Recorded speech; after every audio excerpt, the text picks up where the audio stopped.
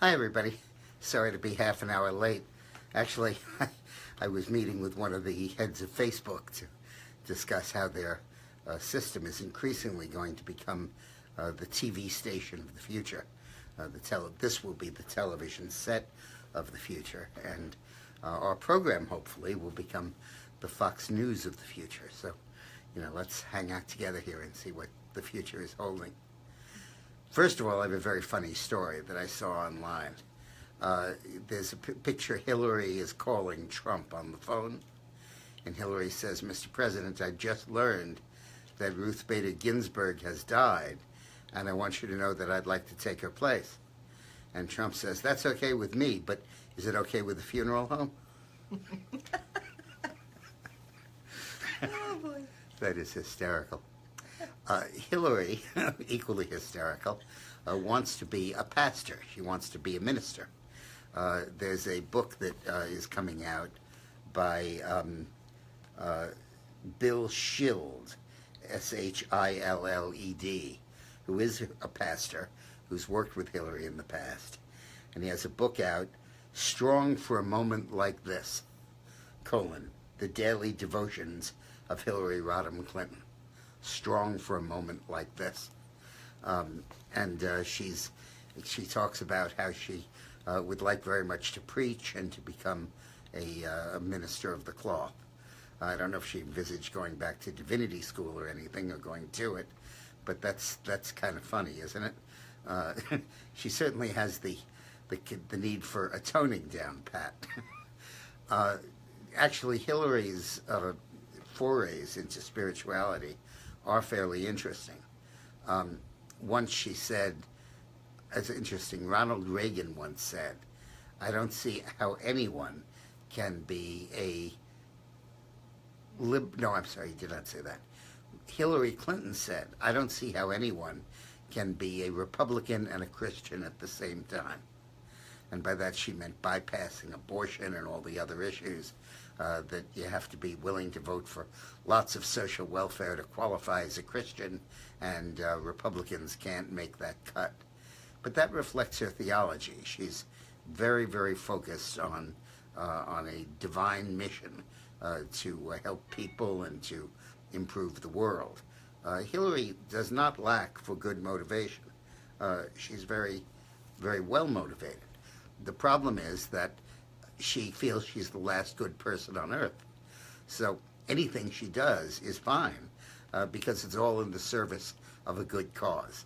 Mother Teresa wants to get back to Calcutta quickly to feed the starving children, so she hijacks an airplane and kills the pilot. And that's Hillary Clinton. She will do anything. She has no boundaries on what she'll do, because she believes she is the last good person standing. And she believes that because of that, there are no constraints on what she's willing to do. But once she gets there and gets into power, she devoutly believes that not only is she right, but that she's the only one who's right, and that nobody else is moral. Nobody else is as sincere as she is. It's incredible. Renee, where's the camera? Which end? The camera is right here. That end. Okay. Hello. I've been looking at the other guy there. So I can understand that that's how she would feel. Periodically, she would tell me things like, "Read the book of Job. It's really interesting and important." Once there was a question that she claimed that she was written up that she had a medium, a woman named Marianne Williamson, who is a very famous spiritualist, and that she had met with Hillary frequently, and another woman in Houston, I forget her name, who was a spiritualist, and she claimed that Hillary wanted to channel that came as a big flap that Hillary was, crazy. And the day after that story broke, I called Hillary and said, "I don't think it would hurt her politically." And she said, "Dick, I think she does fall into that realm from time to time." But the problem is it is all subsumed by the rubric that she is the last good person on Earth. Now, speaking of Earth, today, we are closer to nuclear war than we have ever been, except for certain days during the Cuban Missile Crisis, where there was a significant chance of a nuclear attack. The North Koreans have just announced that they have succeeded in miniaturizing their nuclear weapons in size so that they can fit on the missiles that North Korea has developed, and therefore that they can deliver a nuclear attack by missile. And it's a short step to do it by an intercontinental ballistic missile that goes high up into the atmosphere and could reach the United States going over the poles. And that's obviously a terribly serious thing. Trump issued a fierce statement today saying that fury like the world has never seen would descend on North Korea if they tried anything. And it really is scary. There is, I think, a significant chance at this point that North Korea will do something and that the U.S. will do something in retaliation. How did things get this way? How did things get so bad that we have no alternative but that? The problem is that while we could easily wipe out everything North Korea has, we probably could not stop it from raids and attacks on South Korea that would cost tens, if not hundreds of thousands of deaths. That's because the demilitarized zone, the border between North and South Korea, left after the Korean War, is so close to Seoul, and the city of Seoul, South Korea's capital, has grown so rapidly, I think its population is up to 12 or 15 million, that the suburbs of Seoul really abut the DMZ, and it's not hard for the North Koreans to attack Seoul. Now, there are two ways they could do that. They could use weapons of mass destruction other than nuclear weapons. They could, for example, shoot poison gas shells into North Korea, or nerve gas, or other kinds of stuff, or they could shoot biological weapons into Seoul. And that, of course, there's no defense against, because they probably have 10,000 pieces of artillery, and you can't take them all out. Most of them are built into mountainsides. They've been there for years, if not decades, and would be very hard or impossible to defend against that. The best you can do is to give everybody in your country gas masks and teach them on how to use it and all that. But that would be not a foolproof solution with 15 million people to teach. Nevertheless, South Korea should get moving on that and should begin distributing gas masks and teaching people how to use it. In World War II, the British did that for their entire population, and they need to start doing the same thing in South Korea. But the other way is that they could launch a missile or an artillery shell against South Korea, which has a nuclear weapon in it. Nuclear weapons, tactical nuclear weapons, they're called. It can be fired by artillery. There are three kinds of nuclear weapons, or four.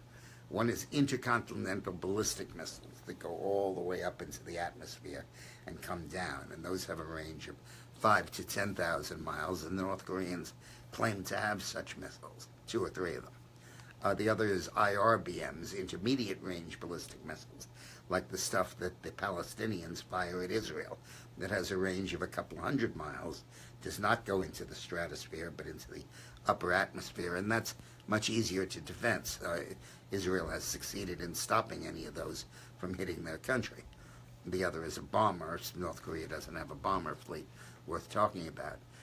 But the last one is artillery shells, and you can fire a nuclear weapon by an artillery shell that might go 5 or 10 or 15 miles, and would be a low-yield weapon, several kilotons, not megatons, but still could kill thousands, tens of thousands of people. And I think there is now a significant chance that that could happen. And if that happened, the United States would at that point respond with a strategic response, which is a nice way of saying it would wipe out North Korea. We would at that point have to not just wipe out the leadership, but the entire country. I mean, I could imagine at that point literally killing 20 or 30 million people, or maybe a more limited response and just wipe out the capital area and kill 3 or 4 million. But this is horrific. It's nauseating. Before we get to a question, Renee, how did we get here? Why weren't serious sanctions imposed in the past? And there is one man who is more responsible than anybody else for this happening, and his name is Jimmy Carter. After Carter left the White House, Bill Clinton was president, and I recall that in 1993 and early 94, Clinton and Gore finally got the gumption together, the courage together, to impose serious sanctions on North Korea and to take all sorts of military measures short of invading to stop them from developing weapons, and to warn that if they continued, we would strike them with air power. And it was a real effort to get them to that point. They had to be confronted that nothing else was working, and so on and so on, and they really worked on gearing America up to that. Well, the crisis that triggered that got such worldwide publicity that everybody got really afraid of another Korean War. And Jimmy Carter, on his own, telling the Clinton administration, but not asking them, flew to North Korea and met with the Korean leader. And it was one of these widely known, widely heralded meetings, and everybody held their breath. And then Carter came out and said, I've solved the problem. There's no need for aggressive action against North Korea. It's all solved. It's all over. And he said, I've secured an agreement from them. And the agreement turned out to be not worth the paper it was written on. The deal was kind of far-fetched. It said that North Korea claimed it needed nuclear power for energy. So the United States agreed to build 1 or 2 nuclear power plants for North Korea and to sell them or give them a huge amount of oil for free so that they wouldn't have to go further into nuclear weapons. And in North Korea pledged to stop the work and to demolish the factories they had. Now, that deal turned out to be totally fraudulent. North Korea never obeyed it. We never obeyed it. We never sent the oil or built the plant for them, and they never decommissioned anything. In fact, it came out that they had been working on a plutonium plant that they hadn't disclosed, that they didn't stop working on, obviously. But because Carter spoke out in that way, politically the moment had passed, and Clinton and Gore felt they could not activate the plan that they had put in motion. And the United States basically stood down. We bet on diplomacy. Clinton was going into the 1994 congressional election, and he wanted to herald an achievement to the American people, and he trotted out the North Korea deal. And everybody thought that it had gone away. And it hadn't. It was not at all improved. It just bought North Korea about 10 or 15 more years, which they used to build a bomb. And once they had the bomb, which was during the Bush 41 administration, 43 administration, there was at that point no way to stop them because they held Seoul essentially hostage. Renee? Yes, we have a couple of questions that came in related to this topic, Dick. The first one is, do you think China will truly uphold sanctions on North Korea? Michael Carney asks. Michael Carney asks, will China uphold sanctions on North Korea? You have to realize why China voted in favor of sanctions. It's because the alternative to sanctioning North Korea was to sanction China. There were 2 approaches we could have taken. One was the one we took in the UN, which was to stop them from exporting coal and clothing and any of their exports. The other was to sanction Chinese banks that were processing money for the North Koreans. And Trump, about 3 weeks ago, did that. He put sanctions on a Chinese bank that does much of North Korea's banking. And when the United States sanctions a bank in a foreign country, it cuts them off from the global banking system. They can't participate in that, which means essentially they can't operate. A bank can't function. No other bank will honor it. No other country will honor it. Its transactions will not be centrally recorded, and it's a bank has to at that point go out of business.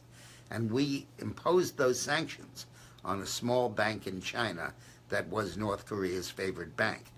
And that scared the Chinese to death because we could have imposed sanctions on all of their major banks over that. And that, I think, is how Trump coerced them into voting in favor of these sanctions. Credit one for Trump and his diplomacy. Now, will China honor it? Yeah, I think they will. There was a loophole on coal exports saying that you could allow them for humanitarian purposes, and China drove a truck through that. And North Korea's coal exports, normally about $3 trillion, there was a whole $1.5 trillion billion were allowed. But now that loophole is closed in the new sanction bill. So I think China probably will more or less enforce it. The problem is that it'll take a while for that to work. You have a leader in North Korea who doesn't give a damn how many of his population starves. And while lacking exports, particularly coal, will undermine their ability to support their military, it'll take 6 months to a year to do that. Yep. Okay, I'm just tracking them Let down. me go here. on to my next one while we're talking. Oh, Okay. Oh, if you don't mind, what is South Korea's military capability? Michelle Pokipala wants to know. Michelle Pokipala wants to know about I don't South Korea's military capability. And by the way, Michelle, don't forget we have about 40,000 U.S. troops stationed on the border in North Korea. And together our military capacity is enormous. And I've been told by experts that in even a conventional war against North Korea wouldn't last very long at all. That's contrary to the experience in the Korean War, when North Korea on its own beat not only South Korea, but the 20 or 30,000 U.S. troops there, and forced us all the way down to a little toehold at the bottom of Korea called the Pusan Corridor. And we had to break back through that to go all the way up to the Chinese border to win that war. But apparently now the South Korean capability is much greater. That's what I've been told by generals. Now, there is an increasing issue coming up here that I flagged yesterday about McMaster, the NSA National Security Advisor. And he has been really on the warpath against anybody who believes in Donald Trump. He got the job after Michael Flynn was bounced from the job because of the setup over his so-called involvement in the Russia coordination scandal.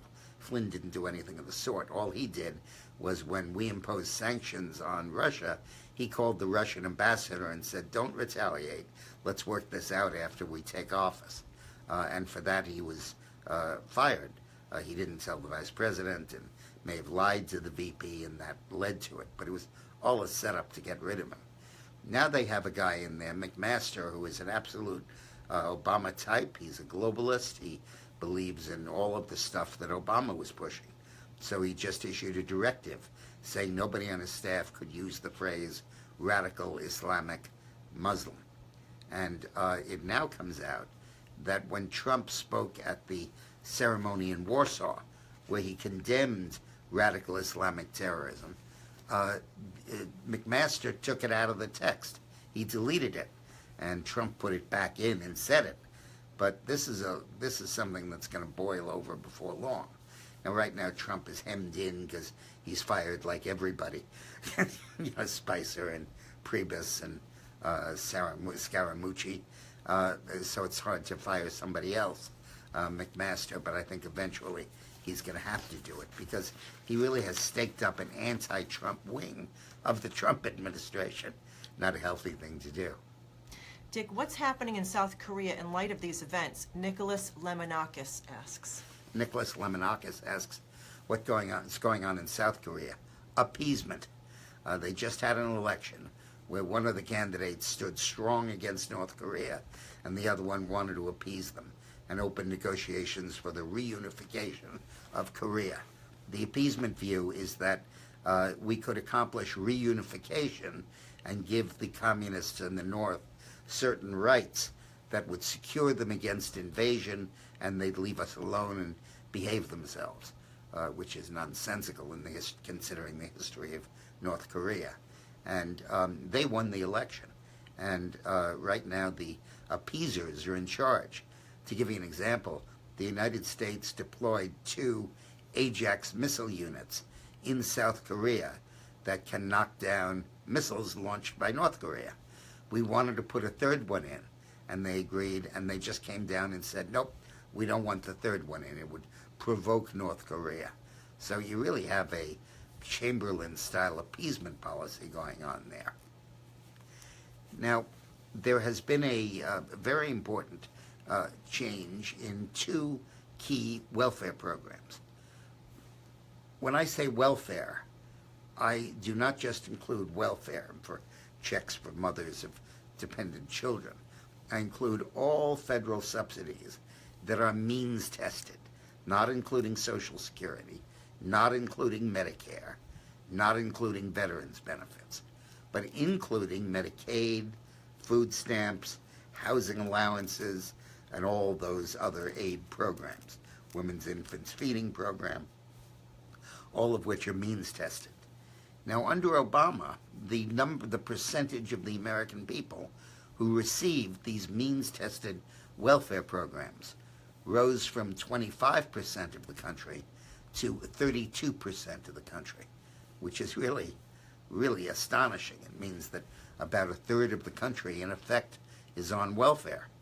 And now it appears that since Trump took office, the number of people on food stamps alone, the major one of these programs, has dropped by 1.1 million people, which would equate to about 1%.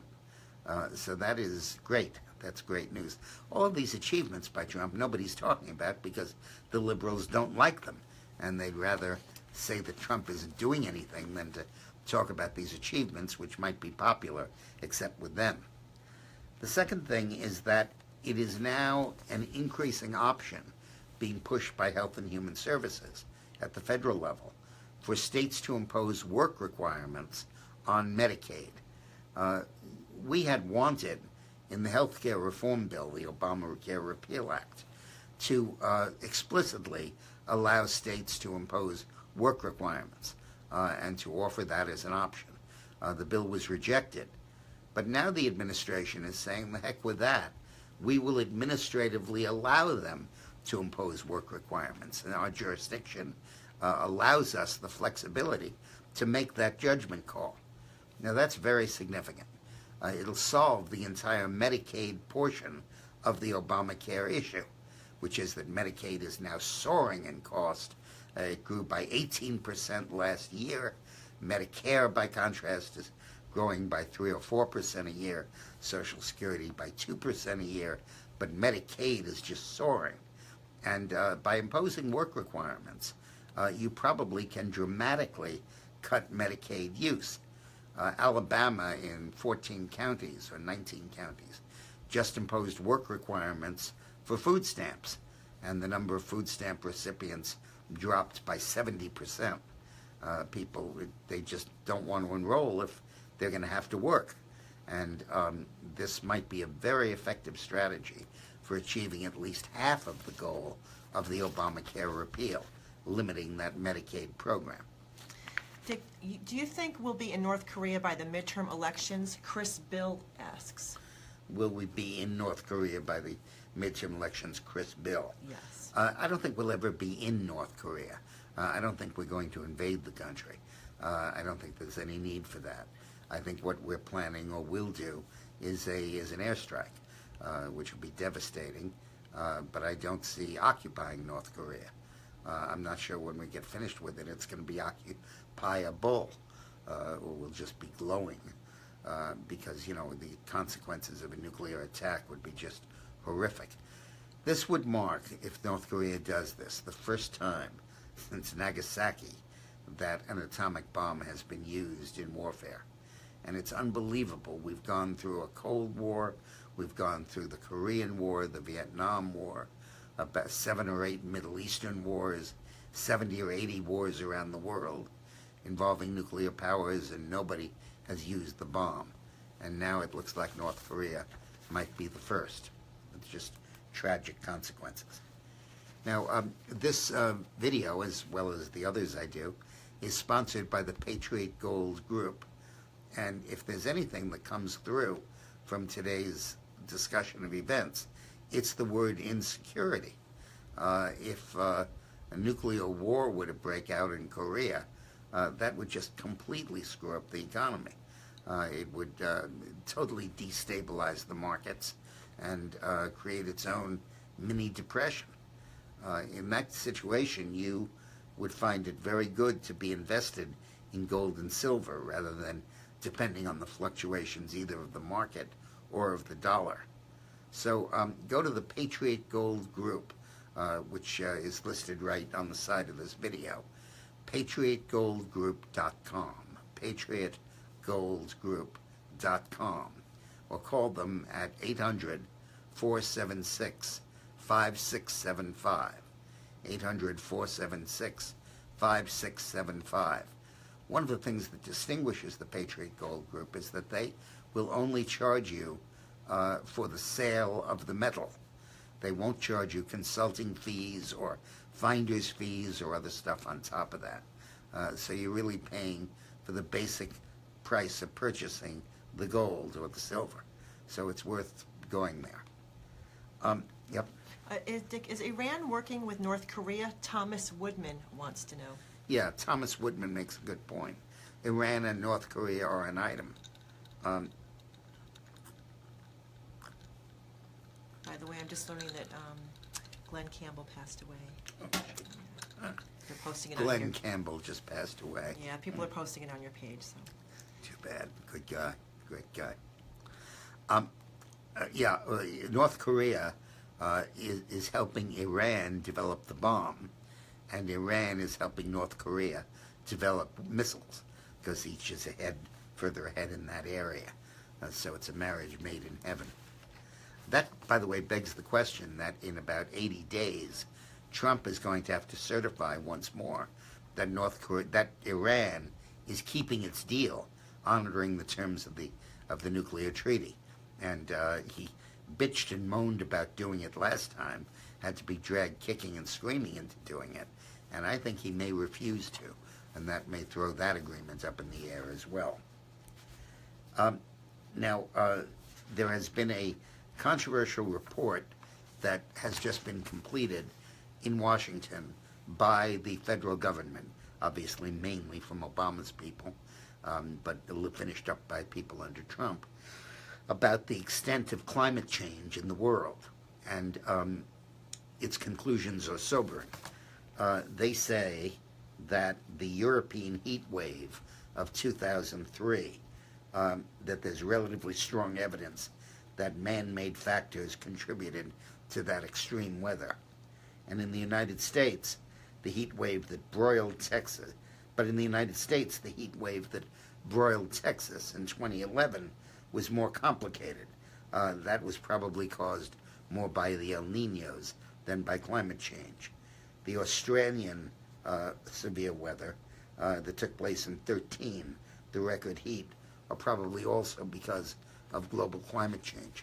I want to make this clear about climate change. We do not know the extent of climate change, and you think that's crazy. You can just take thermometer readings from all over the place. But it's more difficult than it sounds, and we are not conclusively sure of the extent of climate change. I believe it is more likely than not, and the preponderance of the evidence is, that there is climate change going on, leveling off in recent years, but steeper 20 or 30 years ago. The question is, how much is that man-made, or how much is just the result of volcanic emissions? About 80% of the particulate emissions in the atmosphere are not from human activity, carbon dioxide or monoxide, but from volcanic activity. One eruption of Mount St. Helens is worth, a whole year's worth of cars. So the question is it man-made? And the other question is, what intervention do you need to take to curb it? Now, my position on this is very different from the right-wing position. Unlike most right-wing people, I believe there is climate change happening, a little slower, but it's happening, and I believe there is a human contribution to that. But I do not believe that economic controls and measures and new laws and new requirements and government regulation are needed to deal with this problem. And my evidence is that the United States, which has none of those, very few of those, has had the biggest drop in carbon emissions next to Europe. And the reason is because of market economics. The fracking has made coal, natural gas, so much more available and so much cheaper than coal that all of the utilities are stopping burning coal and are starting to burn natural gas. The percent of our electricity that comes from coal has dropped from about 53 to about 35, and the percent from natural gas has gone from about 11 or 12% up to about 26 or 28%, not because of any federal regulation, but just market forces. And natural gas has only half of the global warming consequence as coal. So those trends need to continue. Now, the crazy environmentalists are saying nothing but renewable energy is okay. If it's not solar or wind, we're not for it. And as a result, they oppose fracking, they oppose the increased use of natural gas, and the perfect becomes the enemy of the good. And I think that the socialists, not using that as an epithet, just a description, are trying to use the global climate change to create global economic regulation. And I think that's a means to an end for them.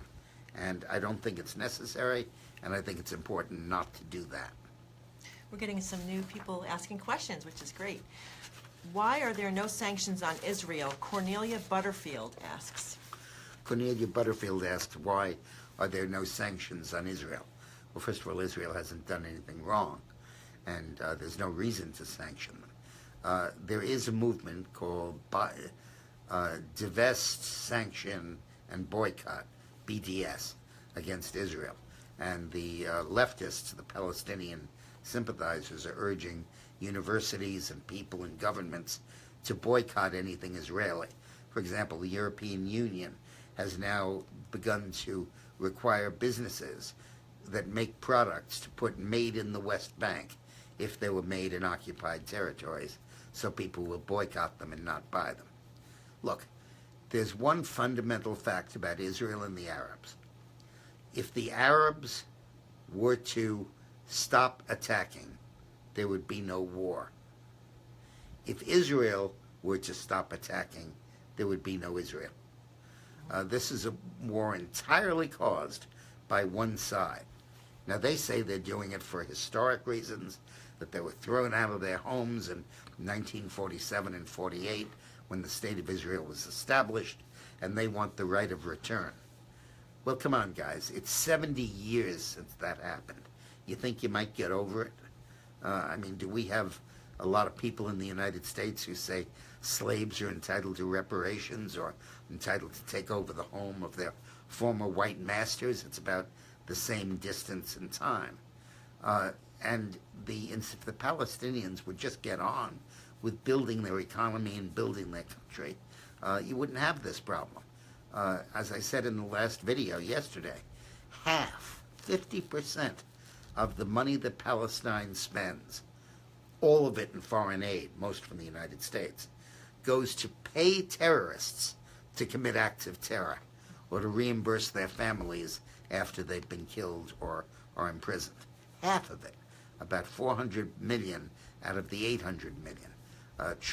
Trump is pushing a bill to cut off American aid to the Palestinians unless they end that system of reimbursing terror. Dick, should the DOJ and DOD check their networks for the possibility the Awan brothers planted a backdoor to allow them to access the systems? Gail Maxey asks. Yeah, they should. Gail Maxey is commenting on the disclosure yesterday of a scandal involving Wasserman Schultz, Debbie Wasserman Schultz, Congresswoman from Florida, former head of the Democratic Committee. She had a staffer named Imran Amen, who, along with 3 of his relatives and 1 friend of his, the 5 of them got jobs in key congressional offices throughout Washington and used it to hack into the congressional database and send information to unnamed sources, unnamed recipients in Pakistan, very possibly Al-Qaeda or ISIS.